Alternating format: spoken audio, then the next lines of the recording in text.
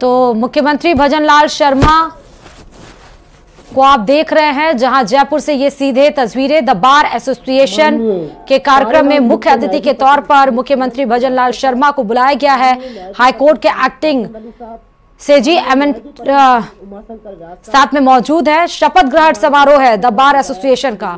साथ ही आपको बता दें कि अभी द बार एसोसिएशन का जब विधानसभा का चुनाव खत्म हुआ था, उसके बाद ही 10 तारीख को 9 या 10 में आपको बता दें कि द बार एसोसिएशन का चुनाव भी हुआ, जिसमें तमाम लोग जीत कर आए। और आज उस कार्यक्रम को आयोजित किया जा रहा है, जहां पर एक्टिंग सेजी एमएन श्रीनिवासन भी मौजूद हैं और शपथ ग्रहण समारोह में मुख्य अतिथि के तौर पर मुख्यमंत्री भजनलाल शर्मा को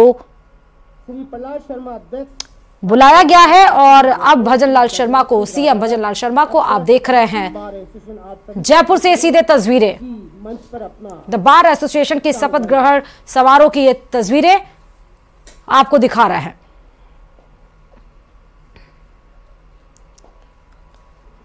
कार्यक्रम की शोभा बढ़ाने के लिए मंच पे जो अधिवक्ता या कर्मचारी अतिरिक्त खड़े हैं, वे अपना स्थान ग्रहण करें।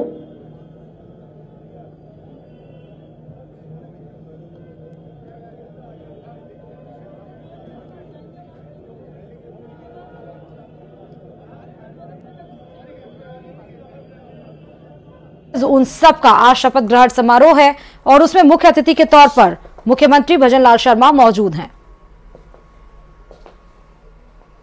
सबसे पहले तस्वीरें न्यूज़ 18 राजस्थान पर आपको दिखा रहे हैं और अहम तस्वीरें हो जाती हैं, क्योंकि मुख्यमंत्री भजनलाल शर्मा जब जीत कर आए और उसके बाद से ये द बार एसोसिएशन में पहली बार मुख्य अतिथि के तौर पर इनवाइट भी किया गया और साथ ही पहली बार अभी तक भजनलाल शर्मा जी इसमें उपस्थित हुए होंगे। उपस्थित हो सकता है कई बार हुए हों, लेकिन मुख्य अतिथि के तौर पर पहली बार आज इस जगह पर मौजूद है, इस मंच पर मौजूद है। और कार्यक्रम है द बार एसोसिएशन के शपथ ग्रहण का। सीधे आपको ये तस्वीरें जयपुर से दिखा रहे हैं। कार्यक्रम की विधिवत शुरुआत के लिए सर्वप्रथम मंचासीन सभी अतिथि गणों से मैं आग्रह करूंगा कि मां सरस्वती का दीप प्रज्वलन कर कार्यक्रम की विधिवत शुरुआत करें।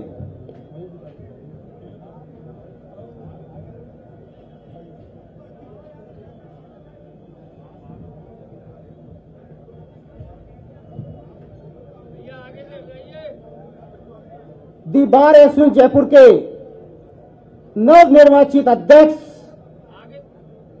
श्री पवन शर्मा साहब, क्रांतिकारी महासचिव श्री राजकुमार शर्मा साहब एवं समस्त कार्यकारिणी को ढेर सारी शुभकामनाएं। हम भगवान से प्रार्थना करते हैं, मां सरस्वती से प्रार्थना करते हैं कि आपका कार्यकाल सफल हो और आप ऊंचाइयों को छुएं।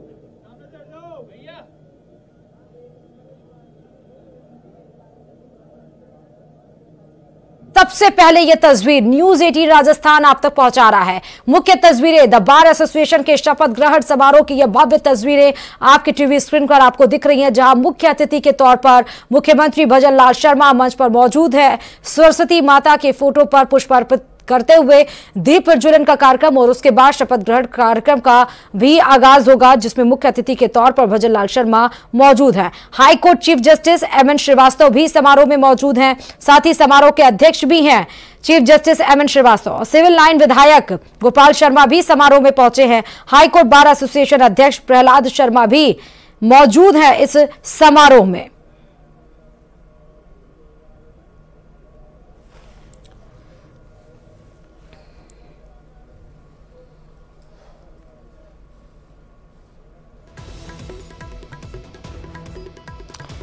तो अहम तस्वीरें जयपुर से आपको दिखा रहा है इस वक्त शपथ ग्रहण समारोह की, द बार एसोसिएशन के शपथ ग्रहण समारोह की, जहां पर मुख्य अतिथि के तौर पर मुख्यमंत्री भजनलाल शर्मा मौजूद हैं।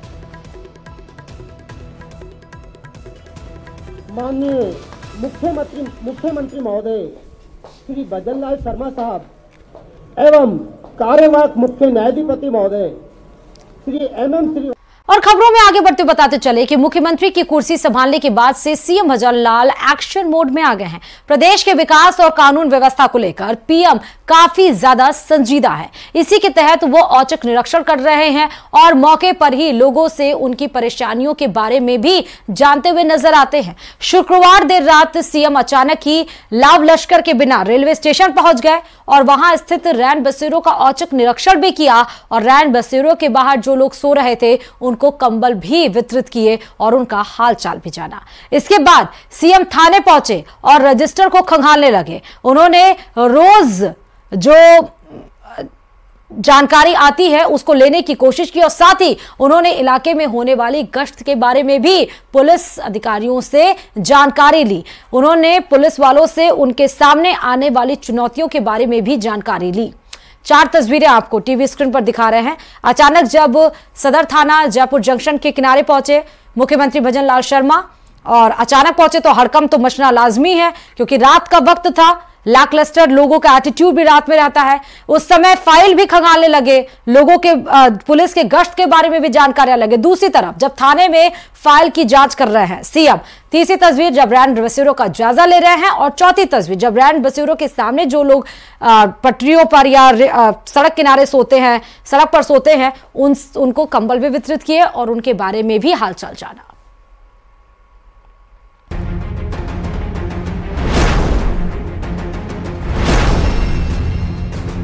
विधानसभा चुनाव का परिणाम आने के बाद बीजेपी ने भजनलाल शर्मा को राज्य की कमान सौंपी।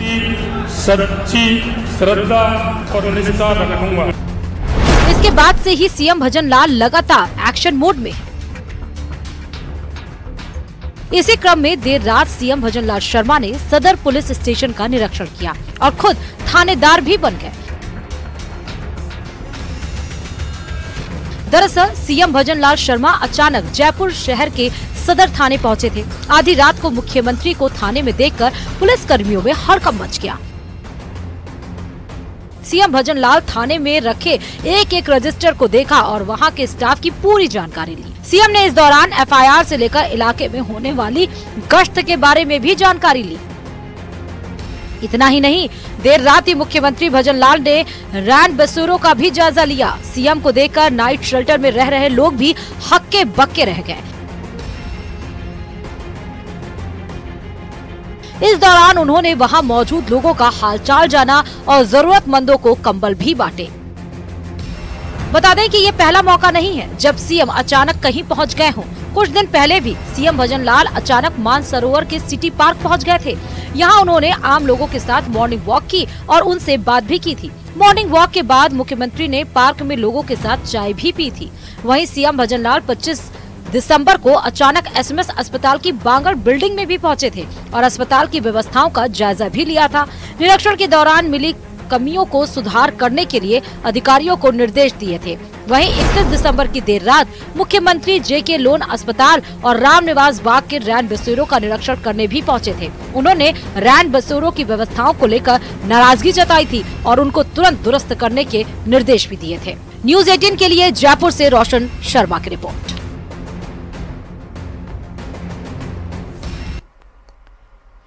और आरक्षण के लिए अब आक्रोश तेज होता जा रहा है क्योंकि केंद्र में ओबीसी वर्ग में आरक्षण की मांग को लेकर जाट समाज का महापड़ाव चौथे दिन भी जारी है। आरक्षण की मांग को लेकर जयचौरी गांव में जाट समाज चौथे दिन भी धरने पर बैठा हुआ है और इस प्रदर्शन को लेकर जाट आरक्षण संघर्ष समिति के संयोजक नेम सिंह फौजदार प्रशासन को पहले ही चेतावनी दे चुके हैं। फौजदार के मुताबिक 22 जनवरी तक आंदोलन शांतिपूर्ण तरीके से चलेगा और इसके बाद भी उनकी मांगों पर अगर सुनवाई नहीं हुई तो आगे का क्या करना है उसका फैसला जाट समाज करेगा। वहीं प्रशासन ने भी महापड़ाव को देखते हुए आंदोलन सुरक्षा व्यवस्था चाक चौबंद कर दी है।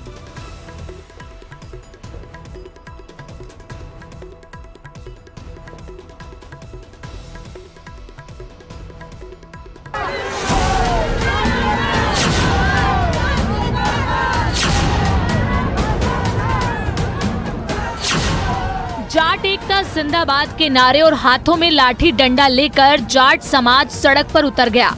मांग एक बार फिर वही जो वर्षों से की जा रही है, केंद्र में ओबीसी वर्ग में आरक्षण की। आरक्षण की इस लड़ाई में भरतपुर और धौलपुर का जाट समाज सक्रिय होता जा रहा है। भरतपुर के उज्जैन तहसील के गांव जयचौली में महापड़ाव का आज तीसरा दिन है, जहां लगातार जाट समाज के लोगों की संख्या बढ़ती जा रही है। आज महापड़ाव में बड़ी संख्या में महिलाएं लाठियां लेकर पहुंची और कहा कि अब हम आर पार की लड़ाई के मूड में हैं। इसके साथ ही सरकार की सद्बुद्धि के लिए जाट समाज ने महापड़ाव स्थल पर ही हवन यज्ञ किया। वहीं जाट समाज ने सरकार को 22 जनवरी तक का वक्त दिया। 22 तारीख के बाद आंदोलन की नई रूपरेखा तैयार की जाएगी। संख्या की बात तो ऐसी है कि 1 बजे महापड़ाव का हम विधिवत शुरुआत करते हैं। गांव से लोग आते हैं। अभी 22 तारीख तक हमारा गांधीवादी तरीके से ये महापड़ाव चल रहा है। 22 तारीख की शाम को 5 बजे हम लोग निर्णय लेंगे और रणनीति तय करेंगे। अगर 22 तक सरकार चेतती है, सरकार हमारी बात को गंभीरता से लेती है, तो सरकार को हम धन्यवाद देंगे। हमारी ना तो सरकार से कोई व्यक्तिगत लड़ाई है, न किसी पार्टी से लड़ाई है, हमारे बच्चों के हक और अधिकार की लड़ाई है। हालांकि महापड़ाव को देखते हुए प्रशासन भी तैयार नजर आ रहा है। गांव को छावनी के रूप में तब्दील किया गया है। बड़ी संख्या में एसटीएफ की बटालियन, आरएसी की टीम और कई थानों की पुलिस को रेलवे पुलिस के जवानों के साथ तैनात किया गया है। प्रशासन महापड़ाव स्थल के आसपास हर एक गतिविधि पर नजर बनाए हुए है। हालांकि सितंबर 2021 में भी जाट समाज ने चक्का जाम किया था। तब पूर्व मुख्यमंत्री अशोक गहलोत ने 28 दिसंबर 2021 को दोनों जिलों के जाटों को केंद्र की ओबीसी में आरक्षण देने के लिए केंद्र सरकार को सिफारिशी पत्र लिखा था। उसके बाद आरक्षण संघर्ष समिति दिल्ली ओबीसी कमीशन से मिला और गोल्डी का कबूलनामा में आपको बताते चले कि गोगामेडी हत्याकांड को लेकर सबसे बड़ा खुलासा हुआ। न्यूज 18 से बातचीत में खुद को गैंगस्टर गोल्डी बराड़ बताने वाले शख्स ने दावा किया है कि उसके इशारे पर ही गोगामेडी हत्याकांड को अंजाम दिया गया। आपको बता दें कि 5 दिसंबर को जयपुर में राष्ट्रीय राजपूत करनी सेना के अध्यक्ष सुखदेव सिंह गोगामेडी की हत्या कर दी गई थी। रिपोर्ट देखिए।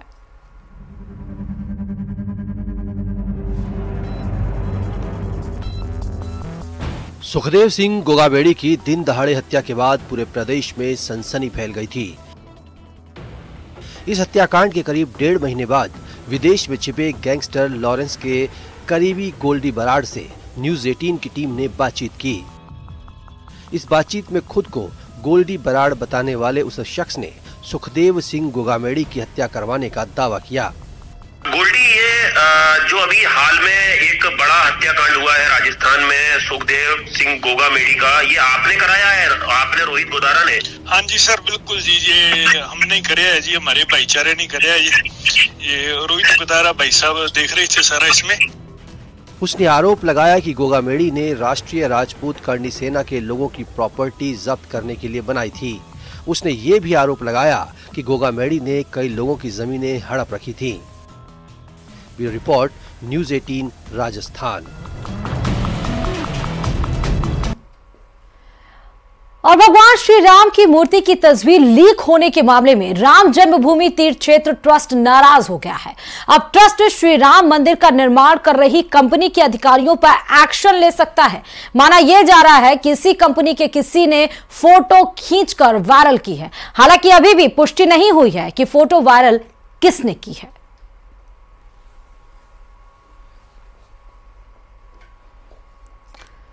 और अयोध्या में नवनिर्मित मंदिर में श्री राम की पुरानी मूर्ति रखी जाएगी। मंदिर के मुख्य पुजारी आचार्य सत्येंद्र दास मूर्ति को मंदिर में स्थापित करेंगे।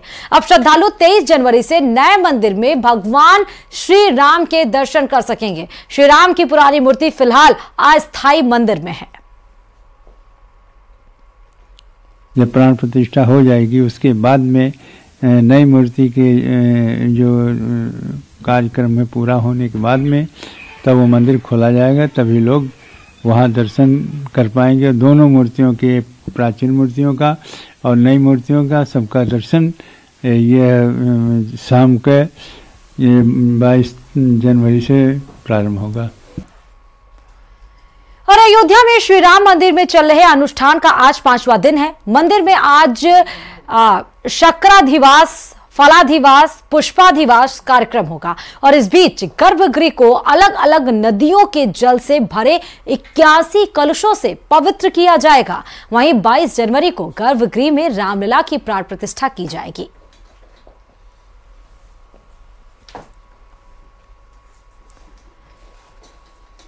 अब बड़ी खबर आपको भरतपुर से इस बीच में बताते चलें कि चौथे दिन भी जाट समाज का महापड़ाव जारी है। बात के लिए प्रशासन ने मांगी है प्रतिनिधिमंडल की सूची।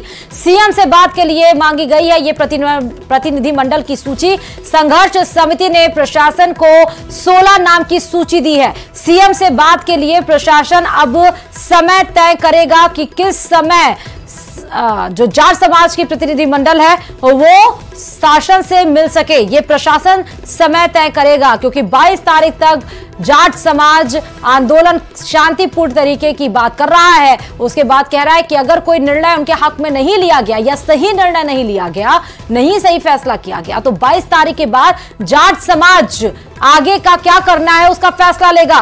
और इसीलिए अब प्रतिनिधिमंडल को जो 16 लोगों की सूची दी गई है उनसे प्रशासन बात करने के लिए समय सीमा तय करेगा।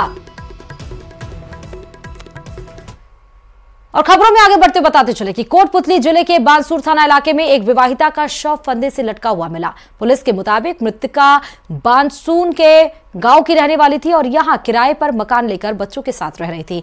पुलिस ने शव को कब्जे में लेकर पोस्टमार्टम कराया है, परिजनों को सौंप भी दिया। मृतका के भाई ने दुष्कर्म के बाद हत्या का मुकदमा दर्ज कराया है। पुलिस मामले की जांच में जुट गई है। जगह टेलीफोन सूचना थाने पे मिली कि एक सुसाइड होकर औरत भर्ती हुई है। हम यहाँ आए थे, ये रामपुर के सुमन वाइफ ऑफ राजेंद्र मीना के, इसके 2 बच्चे थे।